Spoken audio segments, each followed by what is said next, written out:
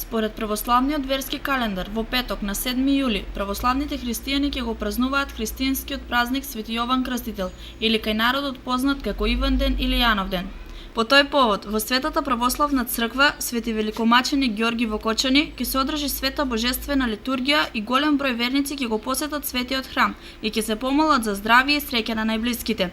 За житието на светецот Јован Крстител од изјавата на ѓакон Димитар Арсовски. Имено според она што е запишано во житието во моментите од раѓањето на светиот Јован Претеча, знаеме дека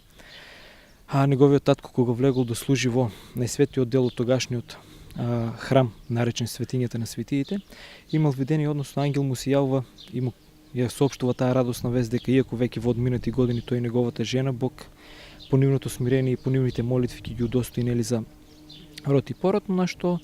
старецот не поверува и ангелот му рекол нели дека се додека не се исполни ветеното што го рекол тој,